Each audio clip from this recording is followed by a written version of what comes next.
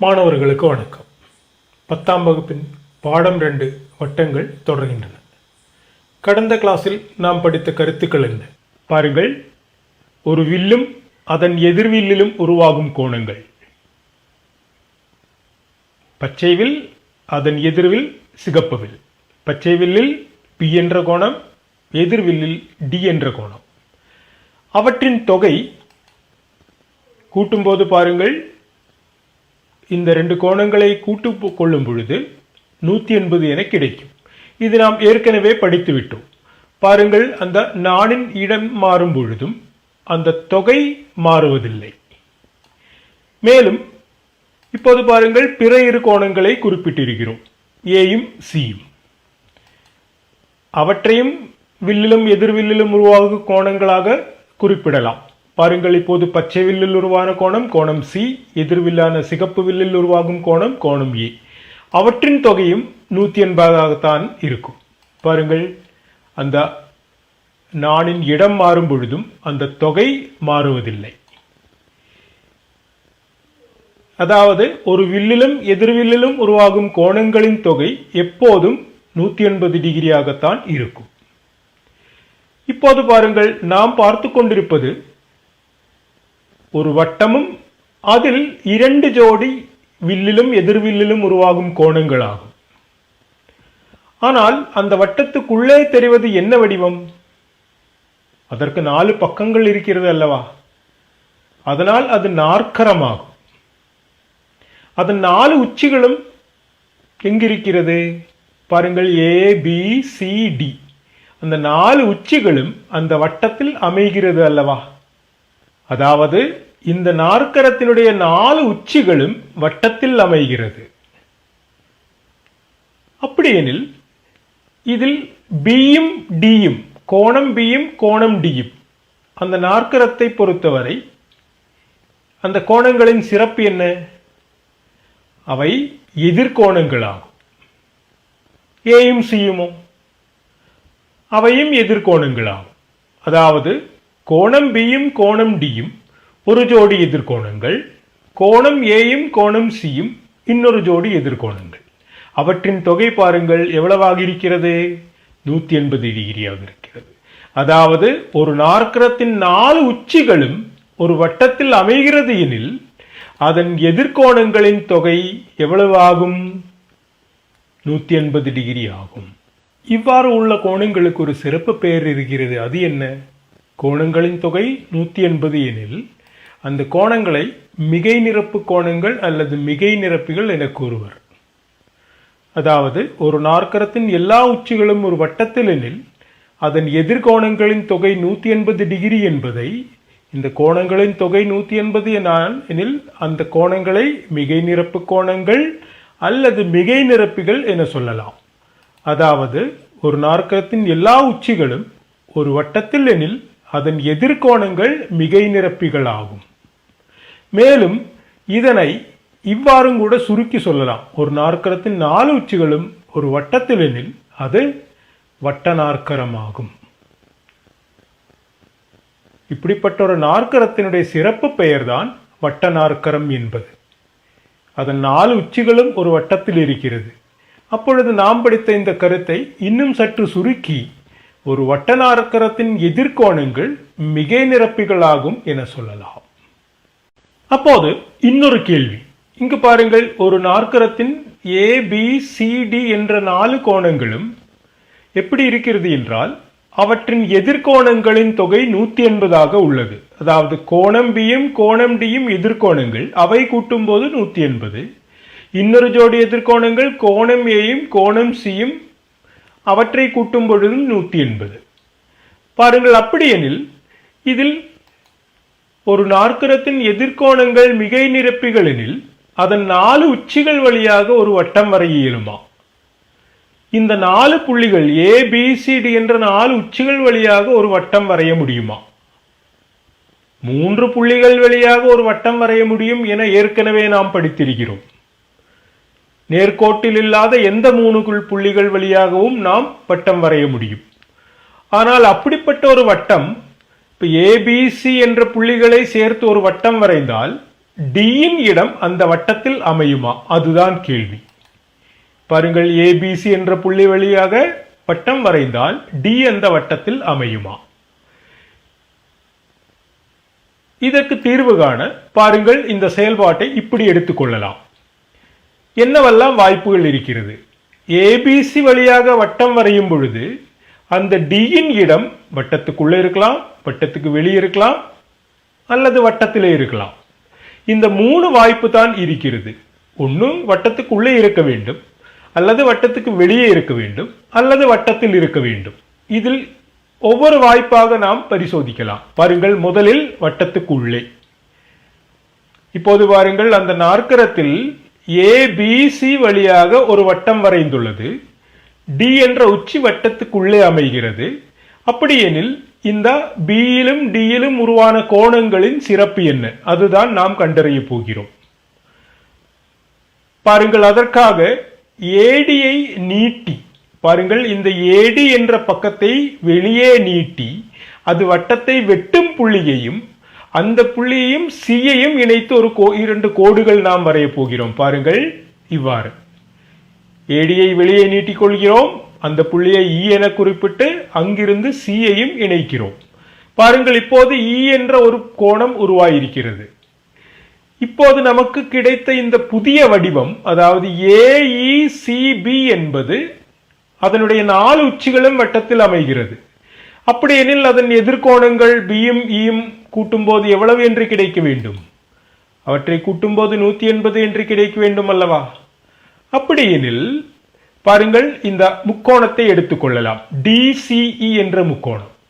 அந்த முக்கோணத்தை பொறுத்தவரை இந்த டியில் உருவான கோணம், அதாவது ஏடிசி என்கிற இந்த பச்சை நிற கோணம், அந்த கோணம் என்பது இந்த முக்கோணத்தை பொறுத்தவரை வெளிக்கோணம் அல்லவா?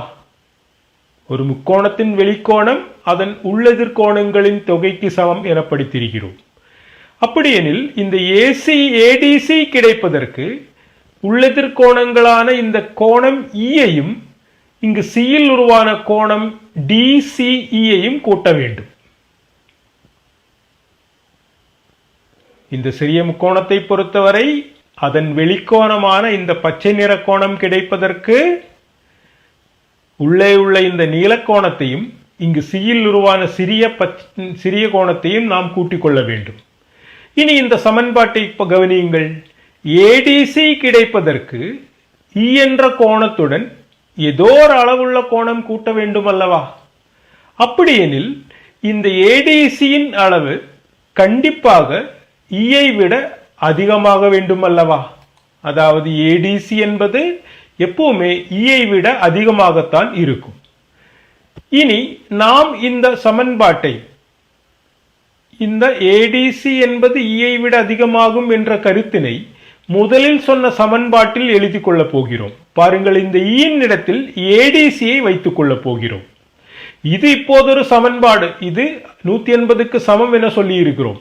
ஆனால் ஈக்கு பதிலாக அந்த ஈயை விட சற்று பெரியது ஆன ஏடிசி என்ற கோணத்தை வைத்துக் கொண்டால் கண்டிப்பாக இந்த 2 எண்களின் தொகை என்பது 180ஐ விட அதிகமாக வேண்டும் அல்லவா? ஏனென்றால் ஈயாக இருக்கும் போதுதான் அது 180. ஈயை விட சற்று அதிகமானாலும் இந்த சமன்பாடு நிலைகுலையும் அல்லவா? இது ஈ அதிகமானதால் நமக்கு இங்கே கிடைக்கும் தொகை என்பது 180ஐ விட அதிகமாக வேண்டும் அல்லவா? அப்படியெனில் இவ்வாறு சொல்லிக் கொள்ளலாம், பி பிளஸ் ஏடிசி என்பது 180ஐ விட அதிகமாக இருக்க வேண்டும். அதனுடைய அர்த்தம் பாருங்கள், டி என்ற புள்ளி வட்டத்துக்குள்ளே அமைகிறது எனில் கோணம் பியையும் இந்த ஏடிசி என்ற பச்சை கோணத்தையும் கூட்டும் பொழுது கண்டிப்பாக 180ஐ விட அதிகமாக இருக்க வேண்டும். அது வட்டத்துக்குள்ளே இருக்கும் போது நமக்கு கிடைத்த தகவல். பாருங்கள், அதனை இவ்வாறு எழுதிக் கொள்ளலாம். டி என்ற புள்ளி வட்டத்துக்குள்ளே எனில் அந்த பியிலும் டியிலும் உருவான கோணங்களை கூட்டும் பொழுது 180ஐ விட அதிகமாக இருக்க வேண்டும்.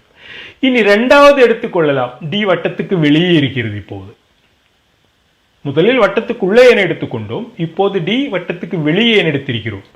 பாருங்கள், இப்போது இந்த ஏடி என்பது வட்டத்தை வெட்டி செல்லும் இந்த புள்ளியை குறிப்பிட்டு அங்கிருந்து சியையும் இணைக்கிறோம். பாருங்கள், இவ்வாறு இந்த புள்ளிக்கு E என்ற பெயர் கொடுத்து அங்கிருந்து Cயை இணைத்து ஒரு கோடு வரைகிறோம். இப்போது நமக்கு பாருங்கள் ABCE என ஒரு நாற்கரம் கிடைத்திருக்கிறது. அந்த நாற்கரத்தின் 4 உச்சிகளும் வட்டத்தில் அமைகிறது. அப்படி எனில் பியும் ஈயும் கூட்டும்போது, இந்த 2 பச்சை நிற கோணங்கள் கூட்டும்போது எவ்வளவு என்று கிடைக்க வேண்டும்? அது ரெண்டையும் கூட்டும்போது 180, அதாவது B plus AEC சமம் 180 என கிடைக்க வேண்டும்.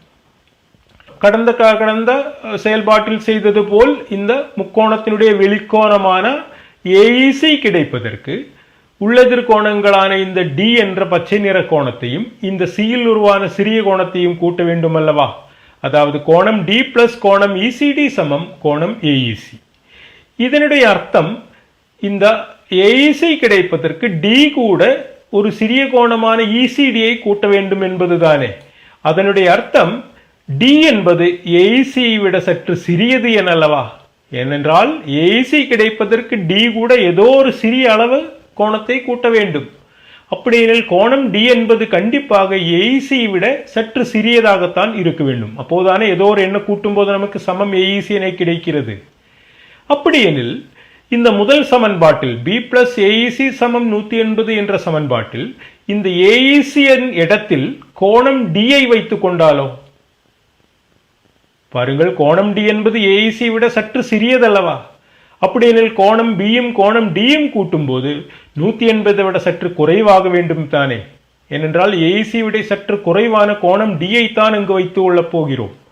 அப்படியெனில் கோணம் B பிளஸ் கோணம் D சற்று குறைவு ஆகும், 180 விட சற்று குறைவாகும். இதனுடைய அர்த்தம் பாருங்கள், இந்த D என்ற புள்ளி வட்டத்துக்கு வெளியே அமையும் பொழுது இந்த Bயில் உருவான கோணத்தையும் இந்த Dயில் உருவான கோணத்தையும் கூட்டும் போது அந்த தொகை 180 விட குறைவு ஆகும். உள்ளே இருக்கும்போது 180 விட அதிகமாகும், வெளியே இருக்கும்போது 180 விட குறைவு ஆகும். அதனையும் இரண்டாவது தகவலாக நாம் எடுத்துக்கொள்கிறோம். பாருங்கள், உள்ளே எனிலும் வெளியே எனிலும் இது ரெண்டையும் கண்டுகொண்டோம். இனி அந்த D வட்டத்தில் அமைகிறது என எடுத்துக்கொள்ளும். அதுதானே மூணாவது வாய்ப்பு.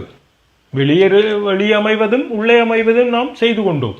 அடுத்தது வட்டத்திலே எனில் பின் ஏற்கனவே நமக்கு தெரிந்தது தானே. Bயும் Dயும் கூட்டும் போது கண்டிப்பாக எவ்வளவாக இருக்கும்? அது 180ஆகத்தான் இருக்க வேண்டும். அப்போது நாம் இந்த 3 வாய்ப்புகளும் எடுத்துக்கொண்டோம். அதில் இந்த 180 ஆகும்போது மட்டும்தான் கண்டிப்பாக அந்த D என்ற புள்ளி எங்கு அமையும்? அந்த வட்டத்தில் அமையும். அது 180 விட குறைவு எனில் வட்டத்துக்கு வெளியே அமையும், 180 விட கூடுதலில் அந்த D எனும் புள்ளி வட்டத்துக்கு உள்ளே அமையும். இதனுடைய அர்த்தம் பாருங்கள், ஒரு நாற்கரத்தின் எதிர்கோணங்கள் மிகை நிரப்பிகள் எனில் அதன் 3 உச்சிகள் வழியாக வரையும் வட்டம் 4வது உச்சி வழியாக செல்லும். அதாவது ஒரு நாற்கரத்தின் எதிர்கோணங்கள் மிகை நிரப்பிகள் எனில் அது வட்ட நாற்கரமாகும். இப்போது நாம் படித்துக் கொண்ட கருத்து என்ன? பாருங்கள், ஒரு வட்டம், அதனுள்ளே 4 புள்ளிகளும் வட்டத்தில் அமையும்படி ஒரு நாற்கரம். அந்த நாற்கரத்தின் எதிர்கோணங்கள் ஒரு ஜோடி Aயும் Cயும், அவற்றை கூட்டும் பொழுது 180. மேலும் இன்னொரு ஜோடி Bயும் Dயும், அவற்றை கூட்டும் பொழுதும் 180. எனவே ஒரு வட்ட நாற்கரத்தின் எதிர்கோணங்கள் மிகை நிரப்பிகளாகும். அடுத்ததாக நாம் படித்துக் கொண்டது, பாருங்கள், ஒரு நாற்கரம், அதன் எதிர்கோணங்கள் அந்த ஜோடிகளை கூட்டும் பொழுது 180 என கிடைக்கிறது. அப்படியெனில் ஒரு நாற்கரத்தின் எதிர்கோணங்கள் மிகை நிரப்பிகள் எனில் அதன் 3 உச்சிகள் வழியாக ஒரு வட்டம் வரைந்தால் அந்த வட்டம் 4வது உச்சி வழியாகவும் செல்லும். அதாவது ஒரு வட்ட நாற்கரத்தின் எதிர்கோணங்கள் மிகை நிரப்பிகளாகும். ஒரு நாற்கரத்தின் எதிர்கோணங்கள் மிகை நிரப்பிகள் எனில் அது வட்ட நாற்கரமாகும். இது ஒரு கருத்தும் அதனுடைய எதிர்மறை. ஒரு நாற்கரத்தின் எதிர்கோணங்கள் மிகை நிரப்பிகளாகும். ஒரு வட்ட நாற்கரத்தின் எதிர்கோணங்கள் எப்போதும் மிகை நிரப்பிகளாகும். அந்த நாற்கரம் வட்ட நாற்கரம் என தெரிந்து கொண்டால் அதன் எந்த ஜோடி எதிர்கோணங்கள் எடுத்தாலும் அவற்றின் தொகை 180 ஆகும். மேலும் எந்த ஒரு நாற்கரத்தினுடையும் ஒரு ஜோடி எதிர்கோணமாவது கூட்டும் போது 180, அதாவது மிகை நிரப்பிகள் என கிடைத்தால் அந்த நாற்கரத்தின் 4 உச்சிகள் வழியாகவும் ஒரு வட்டம் வரைய முடியும், அல்லது அந்த நாற்கரத்தை வட்ட நாற்கரம் என சொல்லிக் கொள்ளலாம். இதுதான் இந்த கருத்தும் அதனுடைய எதிர்மறையும். இது இந்த பாடத்தில் நாம் படித்துக் கொள்ளும் அடுத்த கருத்துக்கள். நோட்டு புத்தகத்தில் எழுதிக்கொள். நாம் படித்த நாற்கரங்களில் எவையெல்லாம் வட்ட நாற்கரங்கள் சோதித்து பார்க்கலாம். பாருங்கள், செவ்வகம். செவ்வகம் ஒரு வட்ட நாற்கரம் ஆகுமா? அந்த செவ்வகத்தை எடுத்து ஒரு வட்டத்துக்குள்ளே வைத்து பார்க்கலாம். பாருங்கள், செவ்வகம் ஒரு வட்ட நாற்கரம் ஆகும்.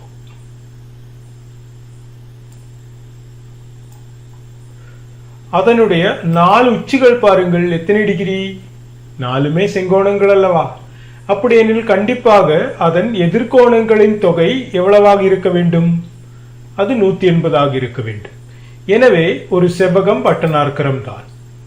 அடுத்தது பாருங்கள், ஒரு சதுரம் எடுத்துக்கொள்ளலாம்.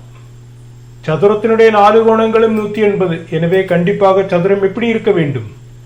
அது ஒரு வட்ட நாற்கரமாகத்தான் இருக்க வேண்டும். ஏனென்றால் அவற்றின் எதிர்கோணங்களின் தொகை 180 ஆகும். எனவே சதுரமும் வட்ட நாற்கரம் தான். இணைகரமும் பாருங்கள், ஒரு இணைகரம்.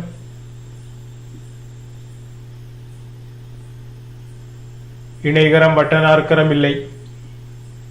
ஏனென்றால் அவற்றின் எதிர்கோணங்கள் சமம்தான் ஆகும். கூட்டும் போது 180 கிடைக்க வேண்டும் என்பதில்லை. அது 180 கிடைக்கிறது எனில் அது என்ன வடிவமாக மாறும்? அது செவ்வகமாக மாற வேண்டும். அப்பொழுதுதான் அது 180 என கிடைக்கும். அதாவது செவ்வகம் அல்லாத எந்த இணைகரமும் வட்ட நாற்கரம் இல்லை என்ற அர்த்தம். செவ்வகம் அல்லாத எந்த இணைகரமும், இது ஒரு செவ்வகமாகிறது எனில் அது இணைகரமும் கூட. ஏனென்றால் இணைகரம் என்றால் எதிர்பக்கங்கள் இணையாக இருந்தால் மட்டும் போதும்.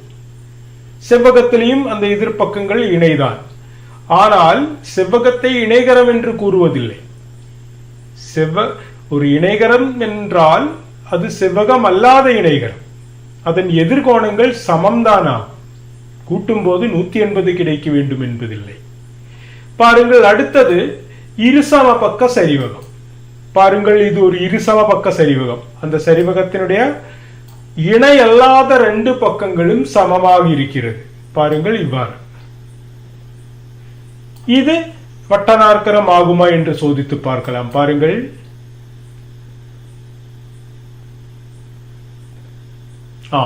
இது ஒரு வட்ட நாற்கரம் தான். அந்த இணையில்லாத பக்கங்கள் எவ்வளவாக இருந்தாலும் பாருங்கள், ஒரு இருசம பக்க சரிவகம் வட்ட நாற்கரம் தான். அப்படி எனில் இருசம பக்கம் அல்லாத சரிவகமோ அது வட்ட நாற்கரம் ஆகுமா? அதையும் சோதித்து பார்க்கலாம். பாருங்கள், இது ஒரு இருசம பக்க சரிவகம். அதனை சற்று சாய்த்து இருசம பக்கம் அல்லாத சரிவகமாக்கி இருக்கிறோம். அதனை இதுக்குள்ளே வட்டத்துக்குள்ளே வைத்து பார்க்கலாம். பாருங்கள்,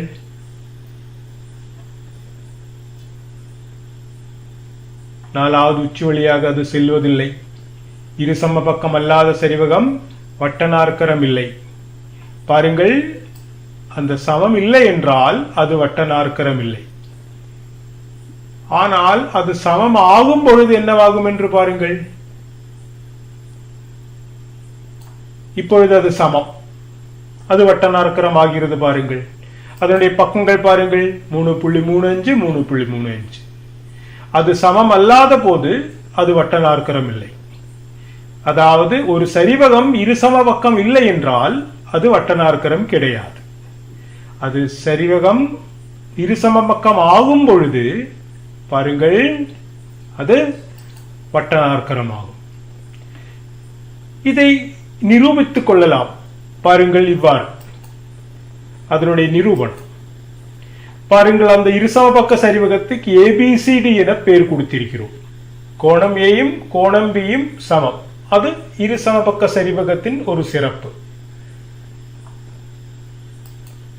மேலும் கோணம் D சமம் கோணம் C. ABயும் CDயும் இணையான பக்கங்கள்.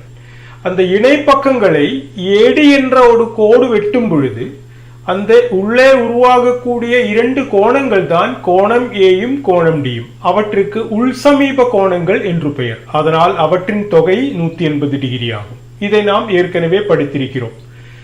இரண்டு இணையான கோடுகளை ஒரு கோடு வெட்டும் பொழுது அந்த வெட்டும் கோட்டிற்கு ஒரே பாகத்திலையும் இந்த கோடுகளுக்கு உள்ளேயும் வரக்கூடிய கோணங்களைத்தான் உள்சமீப கோணங்கள் என சொல்லுவார்கள்.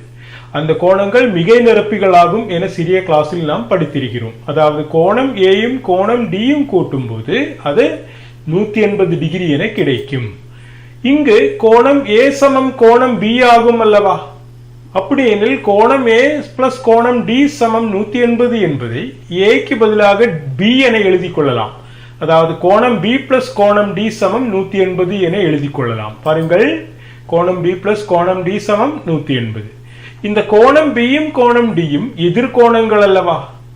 எதிர்கோணங்கள் 180 டிகிரி ஆனால் அந்த நாற்கரம் எப்படிப்பட்ட நாற்கரம் ஆகும்?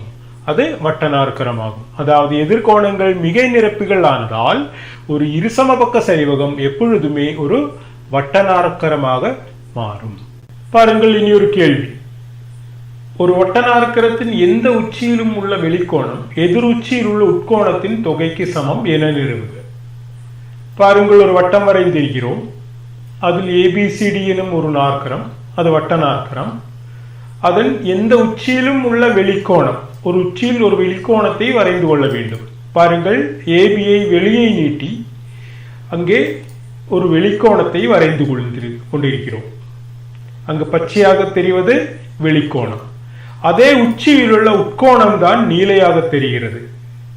மேலும் எதிருச்சியில் உள்ள கோணம், அதனை உள்ளதிர் கோணம் என சுருக்கமாக சொல்லலாம், அது சிகப்பு. இங்கு வெளிக்கோணம் உள்ளதிர் கோணத்திற்கு சமம் என நிறுவ வேண்டும். அதாவது பச்சை நிற கோணம் சிகப்பு நிற கோணத்திற்கு சமம் என நிறுவ வேண்டும். பாருங்கள், வெளிக்கோணம் சிபிஎஃப் சமம் எக்ஸ் டிகிரி என எடுத்துக் கொள்கிறோம். இந்த பச்சை நிற கோணத்துக்கு எக்ஸ் டிகிரி என எடுத்திருக்கிறோம். அதில் உட்கோணம் கிடைப்பதற்கு இந்த ரெண்டு கோணங்கள் வரை ஜோடிகள் அல்லவா?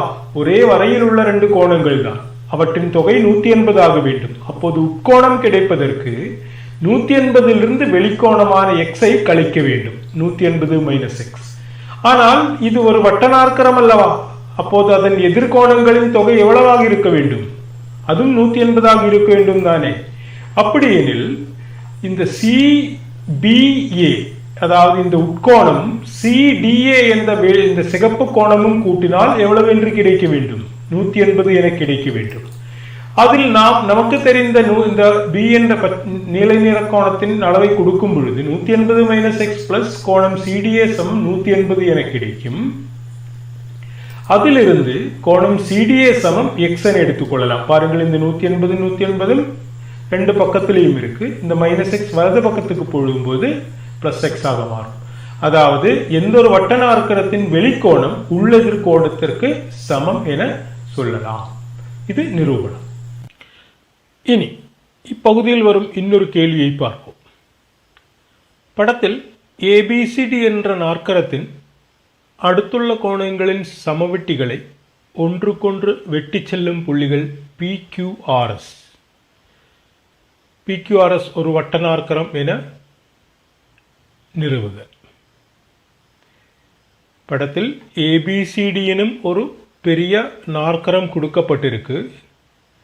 ஒவ்வொரு கோணத்தினிடையும் இருசம வெட்டிகள் வரையப்பட்டிருக்கு பச்சை நிறத்தில். ஏயில் ஒரு இருசம வெட்டி, பியில் ஒரு இருசம வெட்டி, சியில் ஒன்று, டியில் ஒன்று. அடுத்தடுத்துள்ள இருசம வெட்டிகள் வெட்டி செல்லும் புள்ளிகளை ஏயிலையும் பியிலையும் உள்ள இருசம வெட்டிகள் வெட்டி செல்லும் புள்ளியை ஆர் என குறிப்பிட்டிருக்கிறோம். பியிலும் சியிலும் உள்ளது கியூவில் வெட்டி செல்கிறது.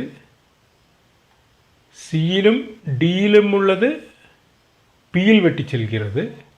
டியிலும் ஏயிலும் உள்ளது எஸ்ஸில் வெட்டி செல்கிறது. அந்த பிக்யூஆர்எஸ் என 4 புள்ளிகளை குறிப்பிட்டிருக்கிறோம். அந்த 4 புள்ளிகளை சேர்த்து ஒரு நாற்கரம் வரைந்தால் அது வட்ட நாற்கரம் என நிறுவுக. அதாவது அந்த 4 புள்ளிகள் வழியாகவும் ஒரு வட்டம் வரைய முடியும் என நிறுவ வேண்டும். ஒரு நாற்கரம் வட்ட நாற்கரமாவது எப்போ?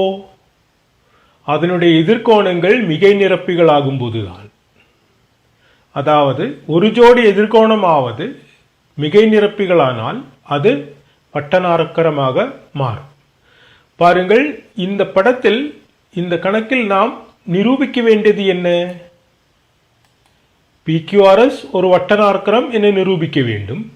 அதற்காக அதனுடைய இரண்டு கோணங்கள் மிகை நிரப்பிகள் என நிரூபித்தால் போதும்.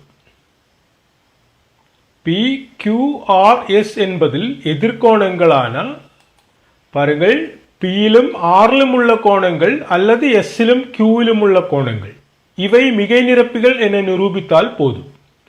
எப்படி நிரூபிப்பது? பாருங்கள் படம். ஒவ்வொரு உச்சியிலும் உள்ள இரு சமவெட்டிகள், கோணங்களின் இரு சமவெட்டிகள் வரையப்பட்டிருக்கு. பாருங்கள், அதனுடைய 4 கோணங்களை A degree, B degree, C degree என குறிப்பிட்டிருக்கிறோம். A என்ற உச்சியிலுள்ள கோணத்தின் அளவு A டிகிரி, B என்ற உச்சியிலுள்ள கோணத்தின் அளவு B டிகிரி, அதன் இரு சமவெட்டி வரையப்பட்டிருக்கு. Aயின் இரு சமவெட்டி வரையப்பட்டிருக்கு.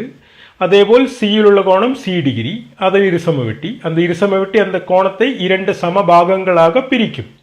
அதேபோல் தான் கோணம் D, அதில் D டிகிரி என குறிப்பிட்டிருக்கிறோம். இப்போது பாருங்கள், இந்த முக்கோணத்தை எடுத்துக்கொண்டால் ASD என்ற முக்கோணம், அந்த முக்கோணத்தினுடைய கோணங்கள்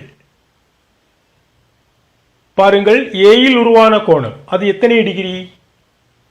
நாற்கரம் ABCDயின் ஏயில் உருவான கோணத்தின் அளவு A டிகிரி ஆகும். அதனை ஒரு இருசம வெட்டி தான் வெட்டி செல்கிறது. அப்பொழுது இந்த முக்கோணத்தில் ஏயில் உருவான கோணம் எத்தனை டிகிரி? அதனுடைய பாதிதானே, அதாவது A/2, A டிகிரி பை 2. அதேபோல் டியில் உருவான கோணம் எத்தனை டிகிரி? நாற்கரத்தில் டியில் உருவான கோணம் D டிகிரி ஆகும். அதனுடைய பாதிதானே இந்த டியில் உருவான கோணம், முக்கோணத்தினுடைய டியில் உருவான கோணம் அது D/2. அப்படியெனில் இதன் மூணாவது கோணமான Sல் உருவான கோணம் எத்தனை டிகிரி? பாருங்கள், ஒரு முக்கோணத்தினுடைய 3 கோணங்கள், இந்த சிகப்பு கோணம் கண்டுபிடிக்க வேண்டும். இந்த 3 கோணங்களும் கூட்டினால் எத்தனை டிகிரி என கிடைக்க வேண்டும்? அது 180 டிகிரி என கிடைக்க வேண்டும். அப்படியெனில் இந்த சிகப்பு கோணம் எத்தனை டிகிரி? அது கிடைப்பதற்கு மற்ற இரு கோணங்களையும் கூட்டி அதை 180 கழிக்க வேண்டும். அதாவது 180 கழித்தல் A+D/2, ஏயோட பாதியும் டியோட பாதியும், அதாவது ஏயும் டியும் கூட்டி அதோட பாதி. இந்த சிகப்பு கோணம் என்பது A+180 - A+D/2 ஆகும். பாருங்கள், இந்த சிகப்பு கோணம் இந்த முக்கோணத்தினுடைய கோணம் மட்டுமல்ல, இதனுடைய எதிர்கோணமான அந்த PQRS என்ற நாற்கரத்தின் கோணமும் கூட. அது ரெண்டும் சமம் தானே, ஏனென்றால் அவை எப்படிப்பட்ட கோணங்கள்? இந்த சிகப்பு கோணமும் அந்த நாற்கரத்துக்குள்ளே வரக்கூடிய கோணமும், இது ரெண்டும் எப்படிப்பட்ட கோணங்கள்? அவை ரெண்டும் எதிர்கோணங்கள் ஆகும். அப்படியானால் நாற்கரம் PQRSனுடைய Sல் உருவான கோணம் எத்தனை டிகிரி ஆகும்? கோணம் S சமம் 180 - A+D/2, அதே ASD தான். முக்கோணத்தில் வரும் இந்த சிகப்பு கோணம் தான் நாற்கரத்தில் Sல் உருவான கோணம். இனி நமக்கு கண்டுபிடிக்க வேண்டியது Qவில் உருவான கோணம் ஆகும். அது கண்டுபிடிப்பதற்காக இந்த முக்கோணத்தை நாம் எடுத்துக்கொள்கிறோம். பாருங்கள், BQC என்ற முக்கோணம். அதில் இந்த Bயில் உருவான கோணம் எத்தனை டிகிரி? Cயில் உருவான கோணம் எத்தனை டிகிரி? பாருங்கள், பெரிய நாற்கரம் ABCDயில் Bயில் உருவான கோணம் B டிகிரி ஆகும். அதனுடைய இருசமவெட்டி தான் இங்கு வரையப்பட்டிருக்கு. அப்போது அந்த இருசமவெட்டி அந்த கோணத்தை 2 சமபாகங்களாக பிரிக்கணுமே. அதனால் இந்த முக்கோணத்தில் இந்த கோணம் எத்தனை டிகிரி? Bயில் உருவான கோணம் அது Bயினுடைய பாதி. அதே போல் Cயில் உருவான கோணமோ அது Cயினுடைய பாதி. எனவே அந்த முக்கோணத்தில் பிற இரு கோணங்கள் B/2, C/2. அப்படியெனில் அதனுடைய மூன்றாவது கோணம் எத்தனை டிகிரி? இந்த சிகப்பு கோணம் BQC. அது கிடைப்பதற்கு இந்த C/2ம் B/2யும் கூட்டி அதை மொத்த தொகையான 180 கழிக்க வேண்டும். அதே கோணம் தானே இந்த உள்ளே இருக்கக்கூடிய PQRS என்ற நாற்கரத்தினுடைய Qவில் உருவான கோணமும். அப்படியெனில் கோணம் PQR சமம் கோணம் Q. அந்த நாற்கரம் PQRSல் கோணம் Q சமம் இதே 180 மைனஸ் B பிளஸ் C/2 தான். இப்போது நமக்கு பாருங்கள், இந்த PQRSனுடைய 2 எதிர்கோணங்கள் கிடைத்துள்ளது. அவற்றை கூட்டும் போது எவ்வளவு என்று கிடைத்தால் அது ஒரு வட்ட நாற்கரம் ஆகும். ஆம், அவற்றை கூட்டும் போது 180 என கிடைக்க வேண்டும். பார்க்கலாம். பாருங்கள், அந்த 2 கோணங்களை கூட்டி பார்க்கலாம். S என்ற கோணத்தையும் Q என்ற கோணத்தையும் கூட்டிக் கொள்கிறோம். அதாவது 180 minus A plus D/2 180 minus B plus C/2 கூட்ட வேண்டும். பாருங்கள், இப்படி கூட்டும் பொழுது ஒரு 180 இங்கு ஒரு 180 கூட்டும் போது 360. A பிளஸ் D/2 கழிக்கிறோம், B பிளஸ் D/2 கழிக்கிறோம். அதாவது A பிளஸ் Dயும் B பிளஸ் Cயும் மொத்தமாக கூட்டிட்டு அதோட பாதியை கழித்தால் போதும். பாருங்கள், 360 கழித்தல் A plus D plus B plus C அதோட பாதி. இந்த A plus D plus B plus C என்பது என்ன? அது இந்த நாற்கரத்தினுடைய 4 கோணங்கள் அல்லவா? பெரிய நாற்கரம் ABCD 4 கோணங்கள். அவற்றை கூட்டும் போது எவ்வளவு என்று கிடைக்கும்?